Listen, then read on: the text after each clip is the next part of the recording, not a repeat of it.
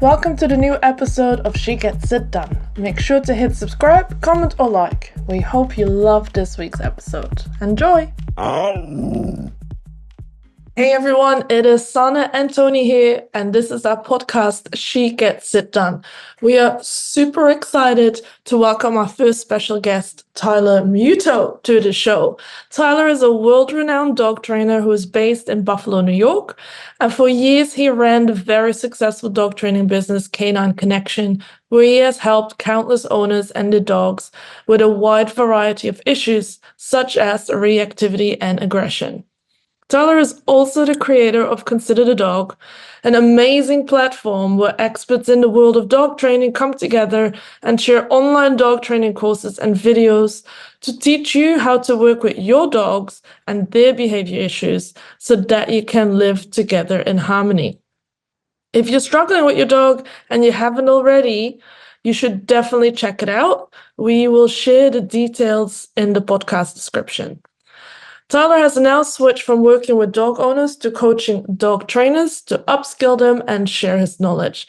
This is actually where me and Tony first met and introduced, as we were both mentored by Tyler. We're so excited that we get the opportunity to talk with Tyler and ask him about a pretty big topic that a lot of owners struggle with, reactivity. So, Tyler, welcome. Let's get on into this. So, what do you think are the common causes for reactivity in dogs, excluding things such as bad breeding and genetics? Okay, so common causes of reactivity. Well, I think genetics do play a big role. Let's just put that out there.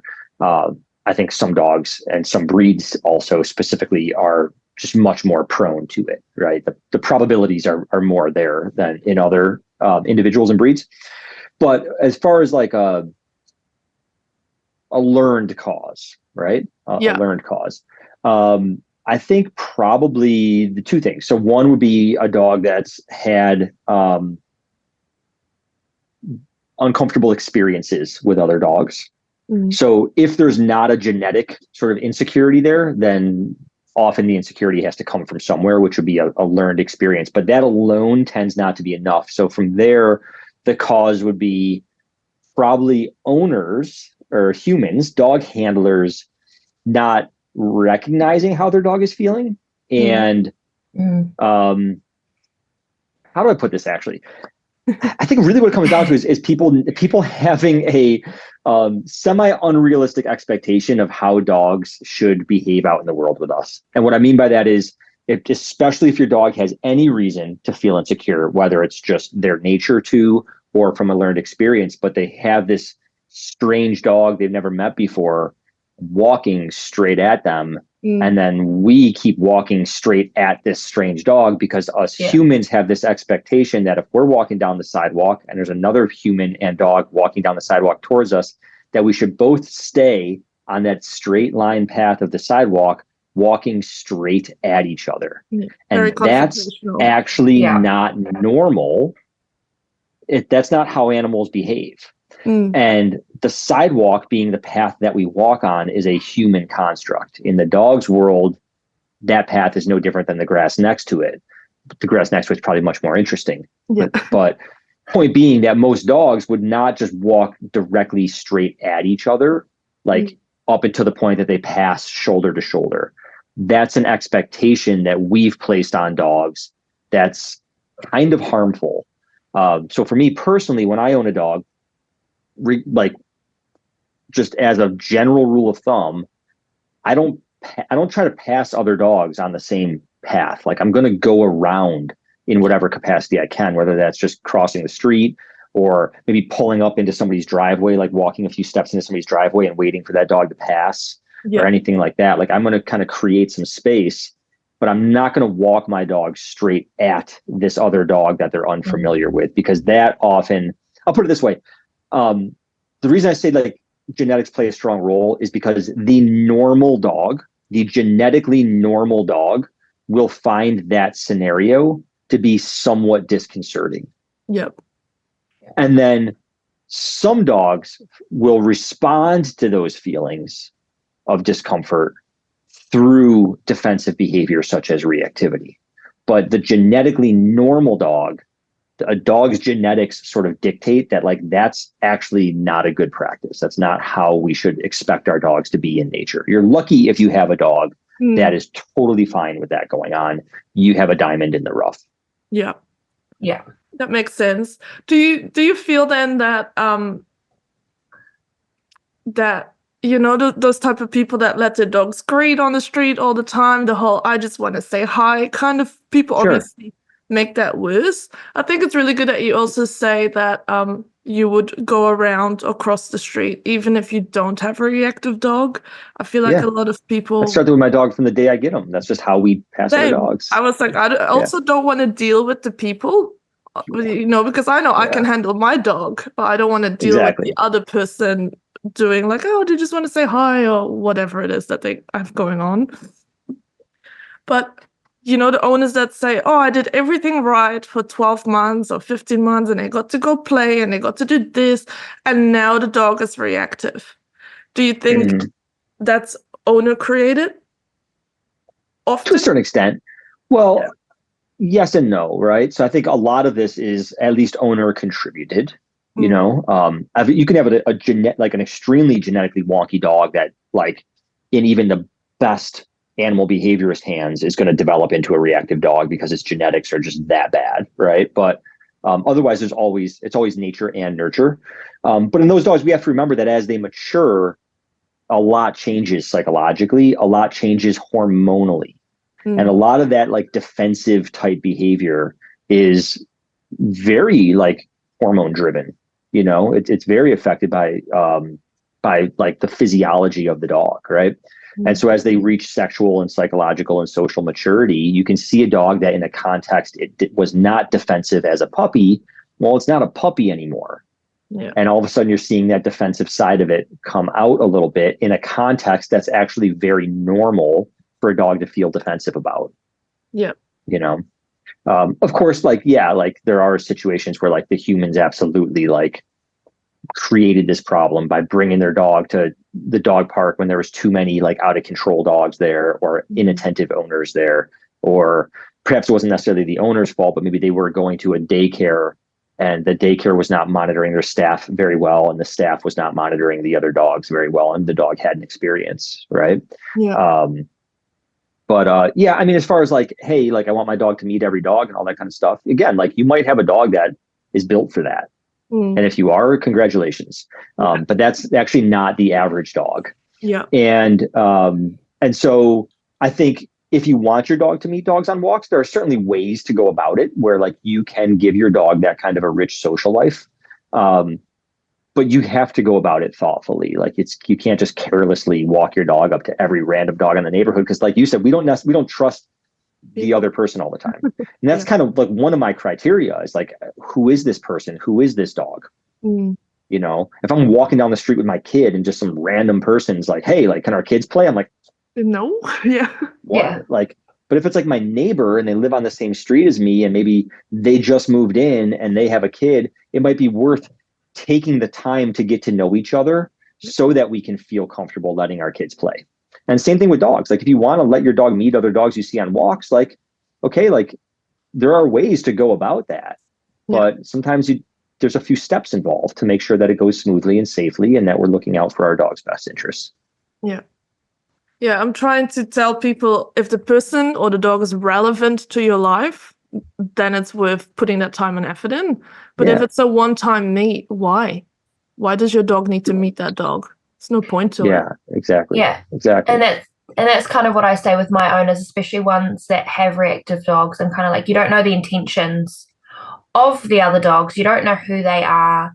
And often if they're really over social dogs, the ones that you're meeting, like the ones at the beaches and stuff, they might not necessarily be kind of healthy dogs for your dog to even interact with at the beginning. Like, if those owners are so keen for your dog to meet their dog, then I'm kind of like, most dog fights are started by friendly dogs. Like, if you spend enough time in dog parks observing dogs, you will see that most fights are actually started by a friendly dog. Not that the friendly dog was the first one to use its teeth.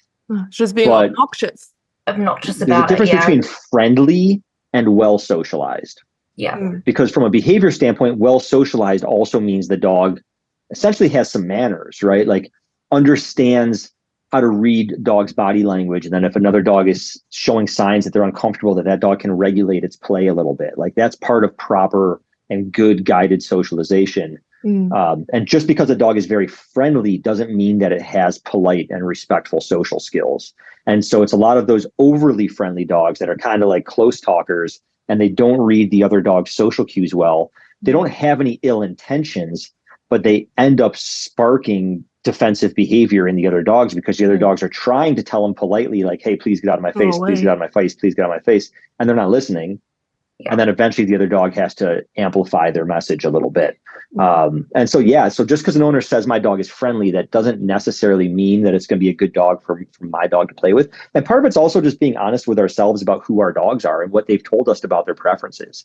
Just because I want my dog to be a social butterfly doesn't mean that my dog wants to be a social butterfly. Yeah, and so part of that's like, hey, I know my dog. Like, for instance, my old Malinois Lobo was an extremely well socialized dog. I learned more about body language from observing the way he would respond to dogs than from any like dog training course or book that I ever read or took. Right.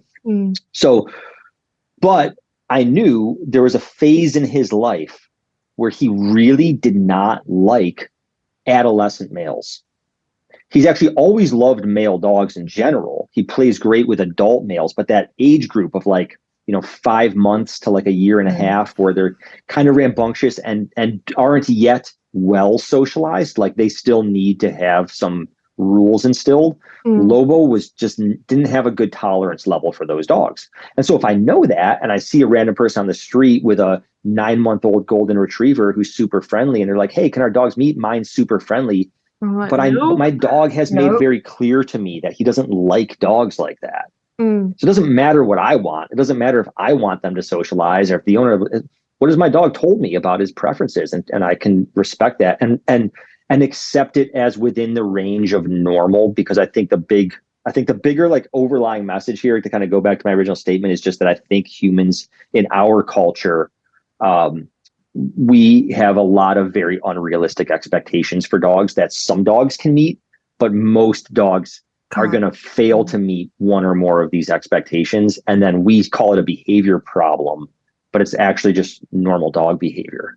Yeah, I think there's this instilled thing in our culture where if your dog doesn't want to play with every other dog and never gets grumpy with another dog, like another dog could just run up and say hello, your dog should be able to do that. And if they don't, then that's just not normal. And then owners get really upset about that. It's like most of the time dogs just aren't interested in knowing other dogs. And if your dog is just so over interested in dogs, then that's probably more of a relationship thing between you and your dog, that they don't have enough interest in you outside of the house and you've put too much value in other dogs as well.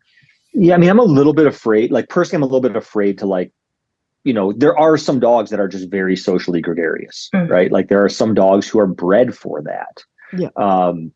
And so that's not necessarily like, what's wrong with your relationship that your dog likes other dogs so much, right? It's like your dog likes other dogs, right? Yeah. But if your dog doesn't like other dogs that much, I don't think we should look at that as like a mark against your dog.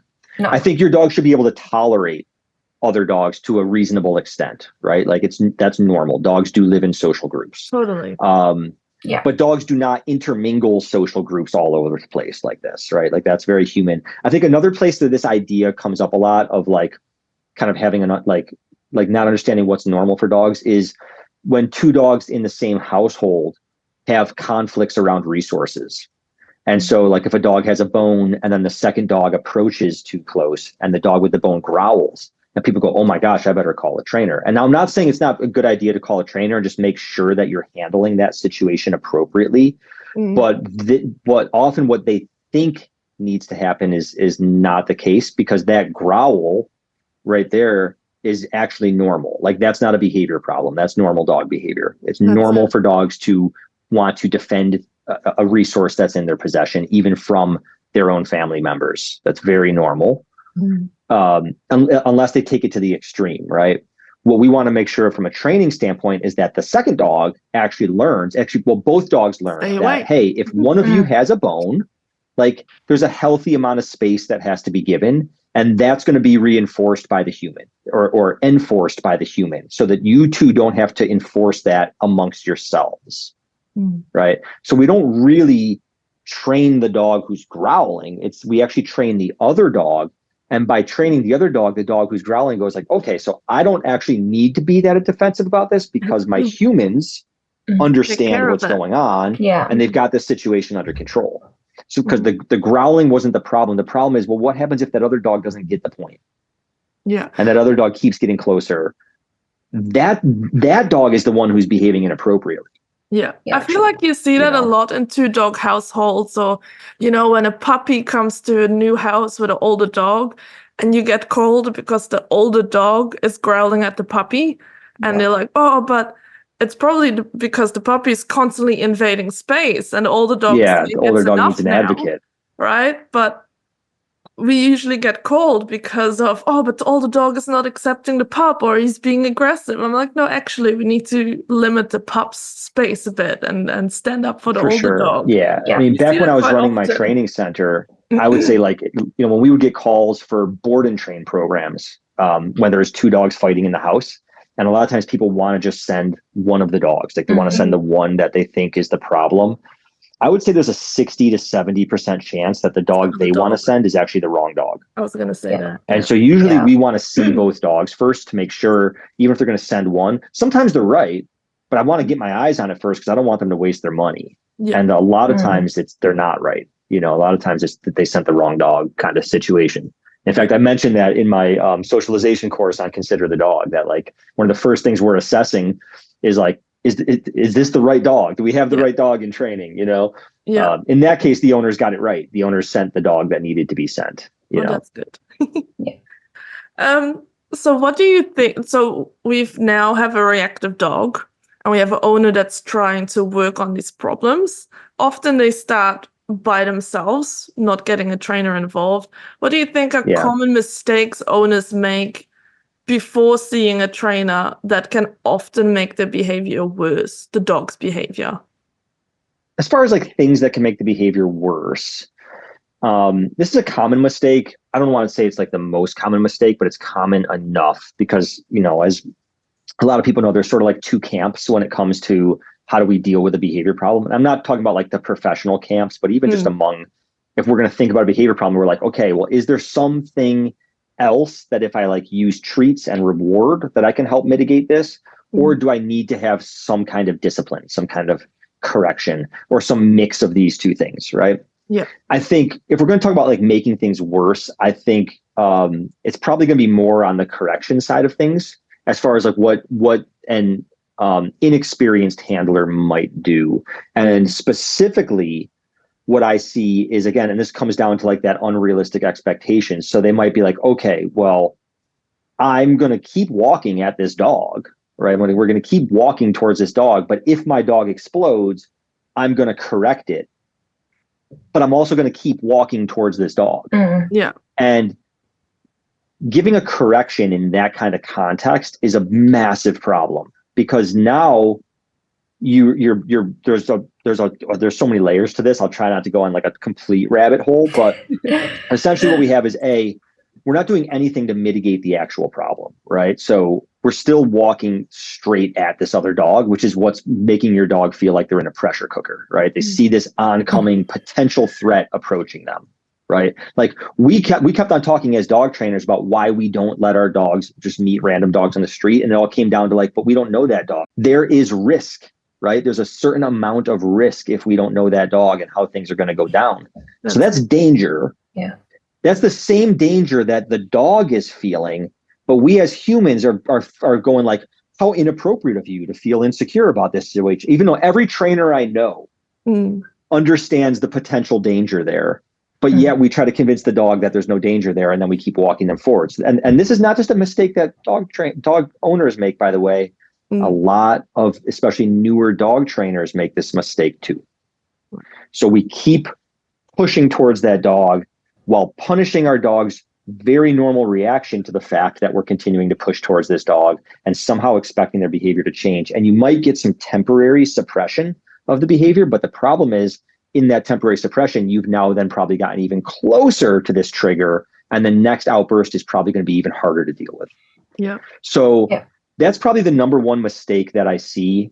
But there's also just like a massive breach of trust that goes on there, right? Because what we want to do is we want our dogs to understand that like we sort of understand what they're going through in that moment, and that we're going to work together to kind of find better solutions and support them through that problem. And yes, there are certain things that they might do that are just absolutely off the table, and there has to be some consequence for, but we're also going to make sure that we're supporting you towards better choices that still make sense to you and still feel good to you, right? Such as giving some space from this other dog, like moving or crossing the street kind of thing, right? And so when we don't do that, when we just keep pushing them forward and correcting them, the dog's going like, hey, like you're supposed to be my best friend. You're supposed to be my mom, my dad, right? Because that's kind of the role we play to our pets. And I'm telling you how uncomfortable I am with this. I'm telling you how I feel about this. And you just don't care. And not only don't you care, but you're coming down on me for it. And like the damage that does to the trust and rapport that's actually needed to resolve this problem, because there's always a relationship component to these things. That's a big problem. And that's why it can make things so much worse, because now next time we're out in the world, what we want to be thinking about with a reactive dog is, how does our dog feel when it's with us in the world? And if that's the kind of thing that goes down, then next time we go out in the world, our dog's out in the world where there is real danger, and they're with somebody that doesn't have their back. Yeah. Gets worse. Right? Yeah. As opposed to they're out in the world where there's real danger, and they're with somebody that they know has their back, that they know can see the world through their lens, that they know understands what they're going through and is going to work their ass off to navigate these tricky situations together as a family, as a team, as friends, right? In the second case scenario there, that dog just moving through the world, even before there's a trigger around us, is just simply going to have a different sense of security with you on the other end of the leash. And that's going to facilitate any meaningful solutions that we're able to make to resolving this problem. And really resolving it, not just managing it, right? Like not just being like, my dog's heel is so freaking strong that even though every ounce of his body wants to explode, he won't. Yeah. That's not solving the problem. It's managing it. It's better than nothing, I suppose. Yeah. But it's certainly not a very good long-term solution. We want long-term solutions. We want the dog and the owner to ultimately be able to relax into the walk. Whole mindset. Yeah. And that's a big thing, like with training with people that already have reactive dogs. That's like a big thing that I utilize. Like you have to build that trust back up a lot of the time, especially when I ask them like all of those questions, like how do you usually deal with other dogs? And if they've been like, oh, like I take them up to this dog, but now they've like just started, like reacting and everything. I'm like, there's a lot of trust breakdown, like obviously in a nice way, because obviously the owners don't realize what they're doing is wrong, and that's not their fault. Like they're 100%. coming in to get help. Yeah. But I'm like, you need to now build that trust up, and that's where we do like all the different like little training elements that come together. But I'm like, we need to build that trust back up, that your dog doesn't feel like they have to defend themselves all the time, where they go to explode at the sight of a dog because they're just like, well, mum and dad aren't going to solve this for me, so now I have to sort this out.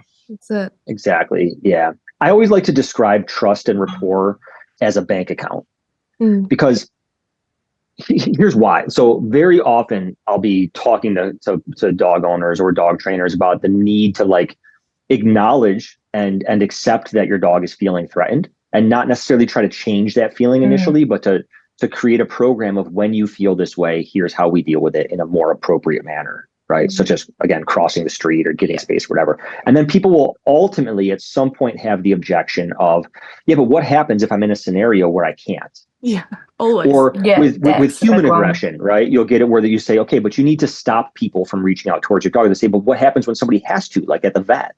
And that's a valid question. It's a very valid question. But here's the deal. So like if you have no money in your bank account, you try to write a check, right? You're overdrawn. You're going to get a fine from your bank. Most people that's where they're operating in trust and rapport. So you've built up no trust, and now you're in this scenario where like, hey, we got to pass by. There's nowhere to go. It's a busy street. I can't cross it. There's buildings on the other side. We just got to pass, and you've got nothing to lean on, right? Whereas every single time that we advocate for our dog, every single time that we say, hey, I see that dog too. We don't have to walk right by it. We're going to go over here. Or, hey, this person's going to try to touch you. I'm going to stop them. And every time we do that, we're making a deposit in that trust and rapport bank account. And then when you find yourself in those situations where you don't have a choice, and you look at your dog and you're like, hey, man, I know we usually cross the street.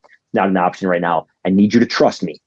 I'm not going to let anything bad happen to you, but we just got to walk straight past this dog. Now, obviously, you're not saying this in words, but you're saying it in actions, right? Yeah. You are far more likely for your dog to go, you know what? Every day you've got my back. Every day we both agree on what is a threat and what is not a threat, and we deal with it together. And if today you're telling me that we just need to walk past this dog and I need to trust you, I trust you because we do this as a team every day. Yeah. Every day you have my back when somebody tries to touch me and you stop them. And if you're telling me today that this time I just got to deal with this and somebody's got to touch me, okay, like you'll see your dog look you in the eye and just be like, are we cool? Like, is this safe? Mm-hmm. You know what I mean? And then like Lobo, my Malinois, who I mentioned before, he was very human aggressive when I got him. But because of all the work I did, even before he was really kind of like past his aggression, which he did get to, but early on in his life, I could take him to the vet and the vet could check his teeth and, he was intact. So they'd have to check his prostate and, do things that were very uncomfortable. And he'd literally just be sitting there and I'd be holding his head and he's looking at me and I'm like, I know, man, I know. This sucks. Like, we just got to get through this. You know what I mean? But you have to have that relationship has to be there to support that. So certainly there are going to be times where we don't have the choice, but have you put enough deposits in your bank account that you can weather that storm, right? Do you have that safety net of savings so that if you lose your job, you can still pay your mortgage for a couple months? Like that's kind of what we're after here when we're building this kind of trust and rapport. It's a choice you make. My wife and I were just talking about this with my son. It's a funny story, but it kind of relates. My son is he's an artistic kid. My whole family's artistic. My parents are artists, and like he just likes to wear what he wants to wear, which for him is just like he likes black sweatpants and like a black hoodie. He's got like a Beastie Boys hoodie he loves. You will not catch him like putting on a pair of khaki pants, right? Like he's just not going to do it. He likes the feeling of sweatpants. He doesn't give a crap what anybody else thinks. So like on Easter this past year, we were going to see the grandparents and everything. And I kind of wanted him to look nice because that's what I used to do as a kid, dress up to go to grandma's house on Easter. Right. And it was like this really emotional thing for him. Like he was like, really didn't want to. And he has a very emotional response to appearance stuff, like clothes, especially. And at a certain point, I kind of thought, and I was like, you know what? Like there are times where it's not a choice. This is not one of those times. This is just like, I would like him to wear different clothes, but like, it's not mandatory. And Easter is more about the kids than it is about me. I don't want to ruin his Easter over this thing. So I looked at him, I said, you know what, Max, like, honestly, I love you. I don't want you upset on Easter. Like, screw it. This is not a fight we need to have. But I said to him, there is going to be a time where like, it's not a choice. And like that time is actually coming up this week. He has a school concert and he has to wear like appropriate clothes for the school concert, but I put some trust in the bank, I put some trust in the bank where I said, hey, if it's not something that you have to do, like, I got your back on that. So you got to trust me if I tell you that this time it's not a choice. Yeah. You know what I mean? Because I get it that you're the kind of kid that's just very uncomfortable wearing these things. You don't feel like yourself and you don't feel comfortable going to school looking like that. And I can recognize that. And if I can help you avoid that in the situations that it's not mandatory, I've got your back. But someday there's going to be a situation where it's just mandatory and we don't have a choice about it. Yeah. Same thing.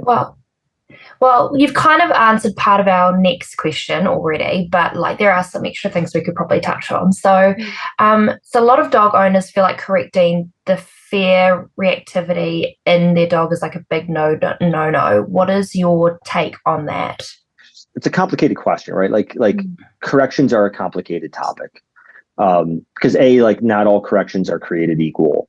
And how we give the correction, the context of it, the relationship we have with our dog, like all of these things matter.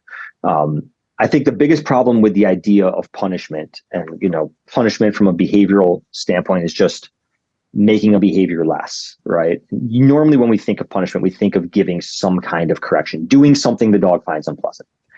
And I think the overall problem with it is for a long time in dog training, it wasn't really gone about in a way that sort of adheres to what science has taught us about how animals learn, right? How organisms learn. It was just sort of like passed down from generation to generation. And even in a lot of the big dog training schools, the way they were teaching how to use tools that create discomfort was actually, and still is in some schools, like kind of inappropriate. And so it gets this bad name because you see this fallout from it, but that fallout's not a necessary component of punishment. It's the result of misapplied punishment, which often isn't even punishment. You're doing something unpleasant, but if it doesn't give you the result you want, you technically haven't punished anything, right? So I think that's the first thing that we have to say is just there's a reason that there should be some trepidation around the idea of punishment or corrections, because if you don't do it right, like for sure, there are problems. There are problems there that we need to be honest about. But I think as a general statement, the idea of like, some people think if your dog has any amount of fearfulness or insecurity, like punishment's off the table at that point. Yeah, it's actually quite damaging, right? Yeah. Oh my God, you can't punish fear away. Yeah. It would be like if you adopted a child that maybe had a challenging early start to life, and you were like, well, he had a tough start, so I'm going to bring this child into my house and no rules, no consequences, like free for all. Like, oh my gosh, you are setting that child up for a life of disaster. Yeah. We need to set appropriate boundaries, and appropriate boundaries need to be enforced in some way or another, right?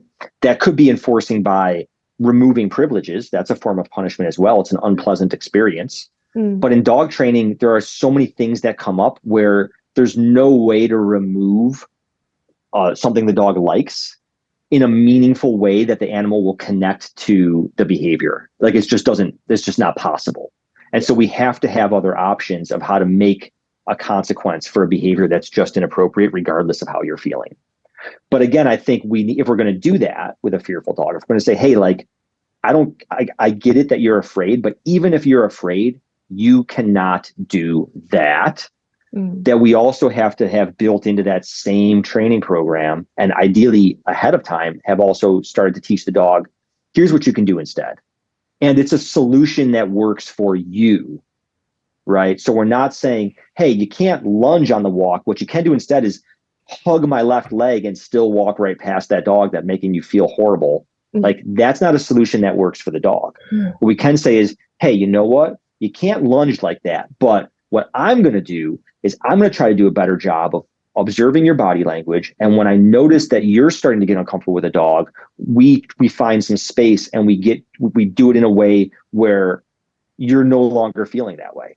And the dog goes, oh, okay, so I don't have to scream because you're going to listen to my whispers. And then you're going to do something that I would have loved to do to begin with. Yeah. That I would have done from the start if I didn't have this leash around my neck, because you don't see reactivity in free ranging dogs like this. That's it. Because they can just walk away. Right. So, free ranging dogs, they're not like fighting each other constantly unless they're starving. Like it's just, you just don't see these kind of conflicts. Right.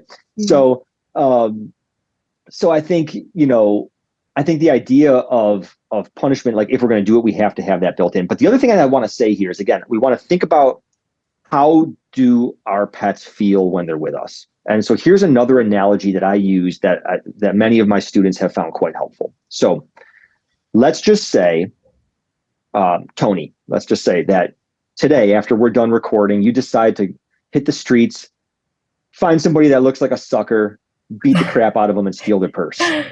Okay? Let's do it, so Tony. That's what you do. Okay, all right, let's go. So that's what you do. You chose violence. And while you're beating the crap out of this person, you look over your shoulder, and there happens to be a police officer, or whatever you call police officers down where you guys are. You probably have some different name for them. No, police officer. There happens to be, well, like we call contractors, you call them tradies, right? You even have another term for lawyers out there. So anyway, there happens to be a police officer across the street, and they see you, And either they make no attempt to stop you, or another example would be that they try to stop you and they can't. Like they're timid, right? Like they're just not assertive enough, and you just like shove them away and go on with your business, right? Mm. Okay, so that happens. Now, later that day, sun's going down, it's kind of dark.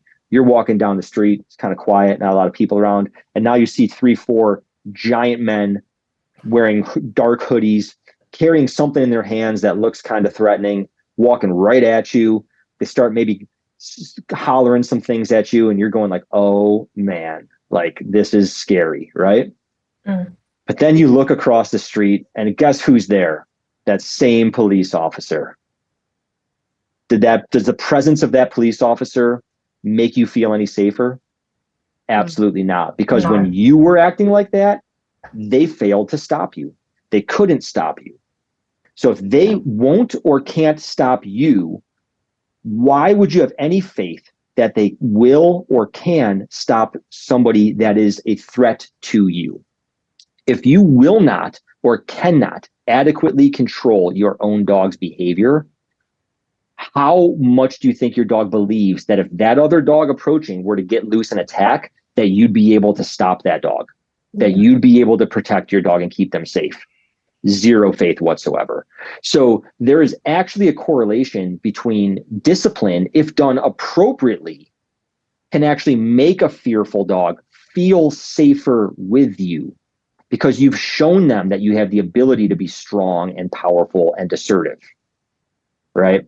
And if you have neglected to do that, then there's no reason for your dog to feel like you can or will protect them when somebody else is being threatening. If you can't stop their threats, because that's what their dog is doing, whether it's coming out of insecurity or not, they're doing a threatening behavior, right? And if you don't control that, why would they have no reason to know that you're going to control it unless they've seen you do it, right? Like it's a little bit like, for instance, my dogs, when I was running my training center, because we did socialization so much, like Lobo saw me break up 101 dog fights. So whether or not I ever corrected him for acting aggressively, he knows that I can stop a dog fight because he's seen me do it. You see what I mean? Yeah. But there is a correlation there between, again, building your dog's trust and feelings of safety when they're out in the world with you. But that's very dependent, again, on making sure that the corrections are being done in a way that's fair to the dog and in the right context. Because if you're correcting your dog in the way I first described, where you're just continuing to walk right at the threat, railing your dog with corrections, being very unfair, that dog's not going to feel safe with you at all. Yeah. That dog's going to feel like they've got a threat right on the other end of the leash. Yeah. You see what I mean? So just because you correct a dog doesn't mean that you're a bully or that you're threatening unless you give corrections like a bully. You know, the argument's always made like, hey, if you give corrections, you're going to have this messed up relationship with your dog. It's like, that's like saying that like if you're a parent and you send your kid to their room with no dinner, you're going to have this screwed up relationship. But it's like they're forgetting about the other 99% of the time when we're doing all these great things and being supportive and playing together and advocating for them and like all these other things. And the corrections, like this very small moment where we're saying like, hey, there is a limit. There is a line in the sand of what is tolerated here. That's it. You know? Yeah. But that does not mean that everybody should just go out and start railing on their reactive dogs, because if you don't know what you're doing, like, you definitely could damage your relationship. You definitely could make things worse for sure. It definitely should happen under the guidance of a professional, like 100%. Yeah.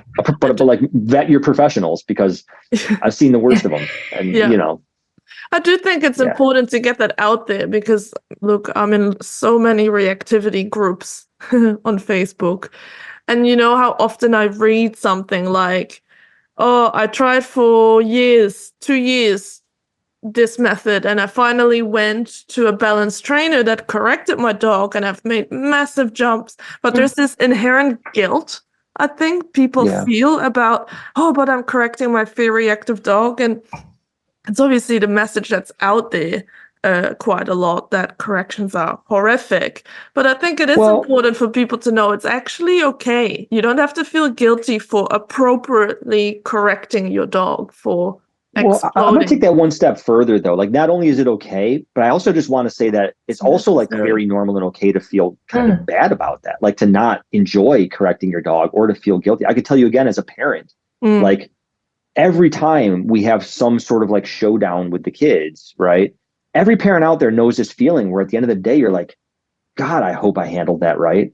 Yeah. God, I hope I didn't screw my kids up too much yet. You're supposed to feel kind of crappy about punishment. Like, if you don't, you're probably a sociopath. You probably shouldn't own a dog, right? So I think also as trainers, I do think that we need to also be like super understanding about that. It's just like I'm not going to tell my dog, hey, you shouldn't feel threatened by this other dog. I'm not going to tell the dog owner, hey, you shouldn't feel guilty. Like, no, you should feel guilty. And that's exactly why we're going to be very mindful whenever we're going to use any kind of correction. We're going to be thoughtful about it. We're going to try to go about it in the right way, because it's not something that should be taken lightly, but it's also not something that should be avoided at all costs. Yeah. You know what I mean? All of us parents feel a little bit guilty after punishing our children in any capacity, right? And honestly, dog owners are pet parents. Like, it's the best analogy we can give to the type of leadership that's required is the same leadership that's required as a parent to a child. I see it all the time with my own dog. Yeah. Because I feel guilty after I have to correct my dog. I mean, he barely needs one. And I'm not talking about like mild corrections, like in the context of obedience where we're teaching and just like very mild, like it's sort of part of the game, right? Yeah. Like, for instance, my kid does flag football and soccer and karate, and like in all of those things, like part of what makes it fun is there's this little probability of some discomfort and also probability of some payout. And it's that interplay that actually makes those things engaging, right? Slot machines are the same way. There's a chance of some pain here of me losing some money, but there's also a chance of payout. And that's what makes it addictive and something we want to keep doing. But we're talking here more about like a larger correction, right? Like a big, like, hey, boom, like that needs to be something that you think twice about doing in the future. Not like, hey, we're playing this game and I'm going to shape your behavior over hundreds of repetitions. Yeah. When I'm talking reactivity, we're not talking hundreds of corrections. We're talking like we should see the immediate effects of any punishment that we give within probably no more than 5 reps, right? Yeah. It's a very different sort of context of the use of what we would call an aversive tool that I'm talking about here. We're doing like low-level remote collar work. That's a very different experience for the dog. It's very mild. The stress levels, if they're at all, are like low. And they're actually kind of healthy in some ways, right? Like to build up tolerance to stress, and also for it to be part of that interplay of stress leading to reward, right? Like we experience this in all areas of our life. So that's a little bit different. I don't want to get too far. We're getting into like nuances though, that like for the average listener might be a little bit unimportant, honestly. And it's not important that much right now. I think most people, where they're thinking about like, hey, my dog lunges, should I say no and like crank on the leash? Like that's probably the most common correction you would see. And I think there, especially if you have a collar on the dog that's going to sort of amplify that experience in any way, then yeah, we should be thoughtful about that. And you shouldn't feel great about it, but you also, it's necessary. It sucks it shouldn't be comfortable for us or the dog, but that doesn't mean we should avoid it either. Yeah, agreed. So going from that, do you think it's necessary to label the type of reactivity? You get a lot of people like, oh, my dog is fear reactive, my dog is this reactive. And does it actually matter? Only in some contexts. So in my experience, and at least with the demographic that I work with, the vast majority of reactivity is rooted in some amount of insecurity or uncertainty, right? On some scale. Because when we say fear, people often think of kind of more of an extreme thing. And the insecurity or uncertainty may not really be on display for the owners. Sometimes only after you suppress some of that explosive behavior do you see the dog then attempting alternative things, and you can see more of that underlying insecurity there. But there are some dogs where the reactivity is more excitement and frustration. Yeah. Especially and so what I would say is, leash reactivity. Yeah, for sure. That's kind of specifically, I guess, what I'm getting at here. Or like in the context of around the house, some dogs may just have a more territorial, like genetic makeup, right? Versus a dog who's like terrified of people, and then the doorbell represents there's a person there. Yeah. I think the only real part of it that sort of matters for me is the beginning stages of training are going to be pretty much identical. So out of the gate, it doesn't affect really my first steps. What it does affect is for the dog who's insecure, then a big part of the training has to involve, if I'm working with a dog owner, has to involve teaching that dog owner how to recognize the dog's signals, how the dog tries to communicate in a more subtle way, how they're feeling, so that the dog doesn't feel the need to amplify. Because that's all that's really happening, right? The dog's going like, hey, I look away, I lick my lips, I do all these things, you don't listen, I scream and shout, and then everybody separates. So that's the thing that works. So that's what I'm going to do. So we have to coach the owner of like, hey, when you see your dog, like look directly at that dog and then immediately look away. That's probably a sign that your dog is going like, not super comfortable right now. And that's your moment to go find some space, right? And we have to coach the owner to do that, because that's what that dog needs for its like more rehabilitation. Whereas the dog who's just overexcited and frustrated, that's actually more of an obedience issue. Those are not as common, but in those cases, there's actually a lot less risk in like, hey, I'm just going to keep walking forward and correct my dog for exploding. Like there's a lot less risk there because the behavior is not stemming from any kind of insecurity. So that really is more an issue of building up the dog's impulse control and what I call frustration tolerance, right? It's symptomatic of frustration intolerance. And anything we can do that builds up the dog's capacity for tolerating frustrating scenarios is going to benefit that. It's really more of it really falls more under obedience training. So the starting point's the same. It's just that the insecure dog requires some additional things that the excited dog doesn't require. If that makes sense. There's nothing really that I do with the excited dog that I don't do with the insecure dog, but there are things with the insecure dog that I do that the excited dog doesn't necessarily need. Yeah. But in the beginning, it doesn't matter. We just want to get started. Yeah. We got to build some foundational skills in. Sweet. Yeah. Sweet. So the other question we wanted to touch on with you is, so rehoming has quite a big stigma, obviously, particularly with dogs, rather than like with horses. Like, horses go through different owners and it's not such a big deal. When do you think it is suitable for owners to look for a new home or even look at behavioral euthanasia? Yeah, it's a tricky question, right? So it's tough, right? Because if you spent any time in the shelter systems, you know that there is a problem, like of people just dumping dogs, like just getting dogs irresponsibly without a lot of thought or care, and then dumping them. And like that should be frowned upon. Like you got yourself into this mess. Like you should have thought a little bit harder about it. Or at least put some effort in, at least put some effort in before you rehome, And then there's the people. There are a lot of cases. Yeah. And then there's the people, sorry to interrupt, that are stuck with this reactive dog for 2 or 5 years. And you're like, oh, everyone is just living a miserable life or dangerous life. It's a prison sentence. Yeah. So I think there are a lot of things that we have to consider. So one, of course, the first consideration is overall risk involved, right? When if you're working with any kind of aggressive behavior, which I know this is like a lot of dog trainers say like reactivity isn't aggression. It is aggression, right? It's threatening behavior. It's aggressive behavior. It's not necessarily, their intention is not necessarily to harm the other dog, but even if their intention is to scare it away, that's aggression. Yeah. Right. Yeah. So whenever we're dealing with any kind of aggressive behavior, priority number one is risk management and mitigation. And there are times where that's very difficult.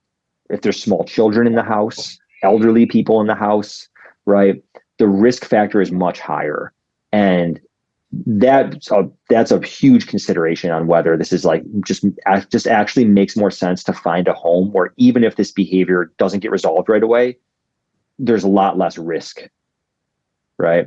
Because children can behave in erratic ways, but also they're going to have friends that come over Elderly people can be unstable on their feet or might, move differently or whatever. There's just a lot of factors that can come into play here. So we always want to think about risk. And if there's risk on the table where somebody could get harmed and we can't very confidently mitigate that risk through handling and muzzles and gates and whatnot, then it's probably better to rehome. We don't want to put somebody at risk. And bear in mind, not rehoming the dog also puts that dog at risk, because if it does hurt somebody, then euthanasia is very much on the table. It might not be a choice, right? So we think about that a lot. I weigh human aggression and dog aggression very, very differently when it comes to especially behavioral euthanasia. It's very rare that I would put euthanasia on the table for dog aggression, but when human aggression is a different story. And again, it just comes down to what are the actual risk factors here? Yeah. I do not take chances with people's kids at all. If there's kids involved, that changes the picture dramatically for me. Yeah. But I also think we just need to, I think as a whole, the dog training community, and many dog trainers are already like this, let me make that clear. But as a whole, the dog training community needs to understand that just as compassionate as we are to dogs, we need to be just as compassionate to the humans that we are working with. And for some people, living with a dog with a behavior problem, whether it's separation anxiety or reactivity or aggression, is like a prison sentence. And it has such a negative impact on their life, such a negative impact on their life. And if we ignore that, it's inhumane. It's actually inhumane for us to not acknowledge and weigh the human's emotional state. You know what I mean? Absolutely. I think that if somebody is really their life is really affected, it's limiting their normal functioning, because of their dog's behavior, then I don't think they should be made to feel bad for thinking about rehoming the dog at all. That doesn't mean that I'm going to recommend them rehome the dog, but I will support them through that decision. And I'm certainly not going to make them feel bad about it. I mean, the reality is, as a dog trainer, if I'm even having a conversation with somebody, they're not one of these people that are just dumping dogs at the shelter willy-nilly. If they even took the steps to call me, it's because they care. And if they came that far and they're going, I don't know if we can keep this dog. I don't know if I personally can emotionally carry this burden for another 6 years. I feel like I'm breaking down here. Yeah, that's horrible. Why would we make it's a somebody feel horrible bad about feeling. that? And here's the crazy thing about it, right? Our culture, you can have two people get married, have a child, 6 months later get a divorce, and nobody bats an eye. Yet somebody adopts a dog, which is essentially like dating. Right? You're just meeting somebody for the first time, and then you realize you don't jive really well together, and they're the freaking devil for saying I don't want to make a lifelong commitment. Yeah, here. but that's exactly It's not a good fit for me. Whereas in the horse world, that happens all the time. They're like, oh, I don't And have the working to click dog with this world, it horse, happens all the time. so I'm just moving. Almost every professional dog trainer that I know that's been in the business for long enough has rehomed a dog. I've rehomed a dog.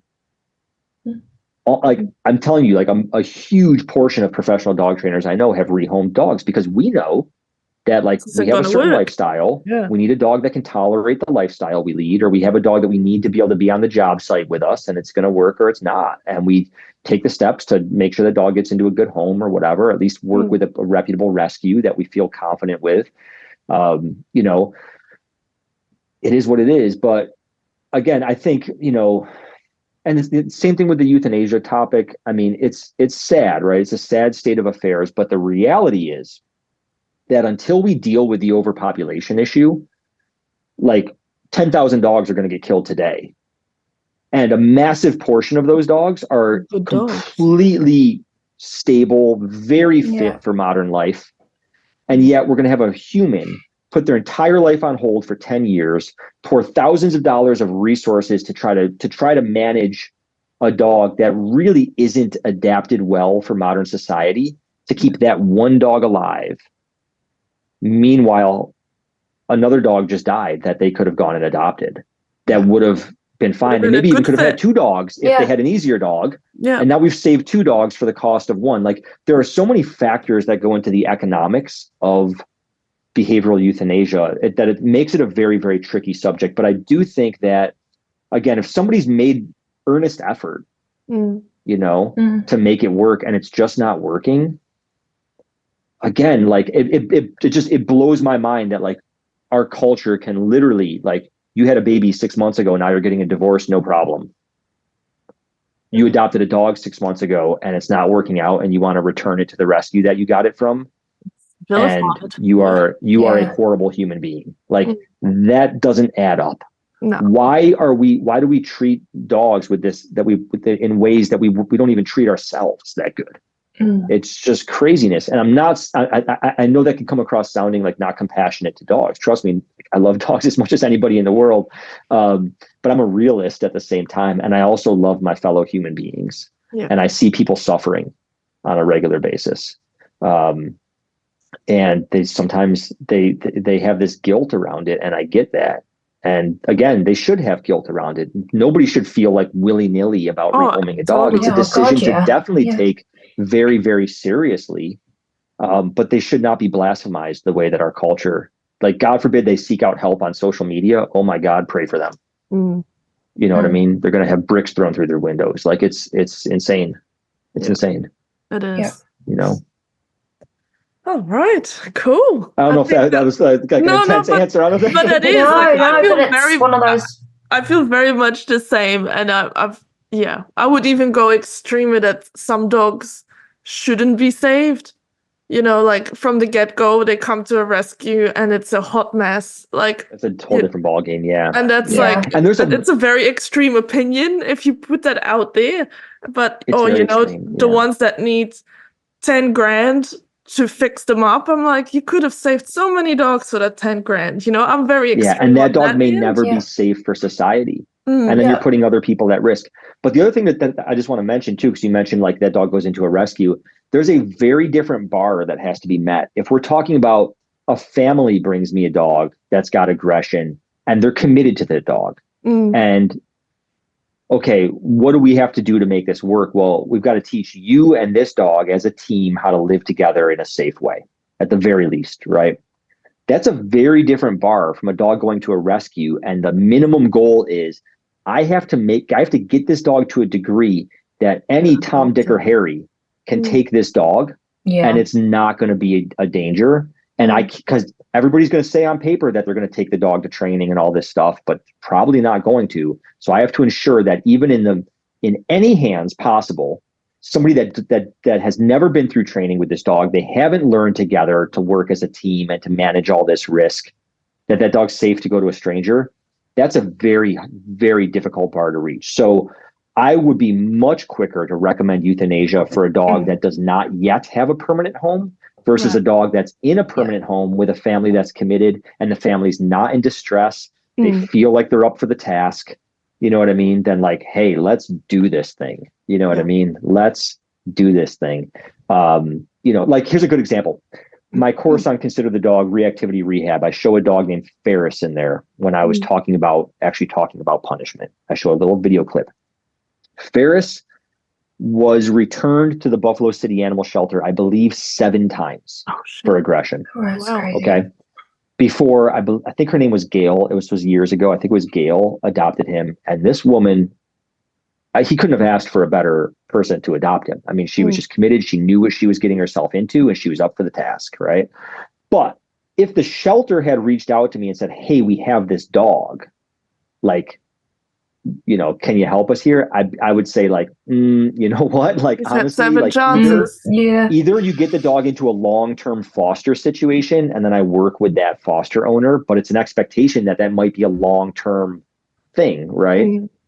Or we kind of have to wait for the dog to get adopted. There's literally no point in me trying to train the dog while it's in the shelter right now. Like that's not a reality, But he luckily was with a committed person. And so we were able to work through a lot of his issues. But if Gail was like a short term, like, hey, I can foster this dog for 6 months and then we got to find him a home, I'd be like, man, like, I don't know, guys. Because he was extreme. You know what I mean? Yeah, right. And he's just not a dog that's going to be really safe to adopt out to any old person. Yeah. Yeah. That's where the responsibility of rescues comes in, hey? then, that's a Yeah. whole different story. It's like, should Yeah. this A whole dog be different adopted story. out to the first Yeah. person Yeah. that thinks it looks cute? Yeah. Yeah. Yeah, exactly. And for a lot of rescues, a lot of their funding is dependent on their numbers. So they have an incentive to try to turn around as many dogs as possible. But you know what? There are a lot of good rescues out there that are very responsible about dog selection and very responsible about the reality if a dog does show a behavior problem unexpectedly and there is some risk involved, that they understand that, like, you know what? Again, like right now, we can't save them all. If we get to a point where there's not an overpopulation issue, let's try to save every dog. Yeah. But if no matter what we do with this dog, dogs are going to die today, then let's try to get the dogs that are very fit for modern life into homes first and foremost. Yeah. Yeah. As a matter of at the very least, as a matter of public safety. Yeah.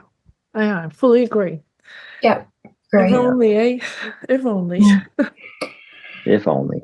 Yeah. All right. Well, those are our questions. We can wrap that up. That was really insightful, though. I think owners are going to be very excited to listen to this, because it's nice to talk with you're a specialist in reactivity on a dog owner level instead of on a dog trainer level, which a lot of podcasts. Yeah, because I've worked with both of you guys on a professional level, which is that's it. We get into some different discussions, but yeah, I think it's important. Like you said, there's a difference. It's a different discussion for pet parents versus for professionals.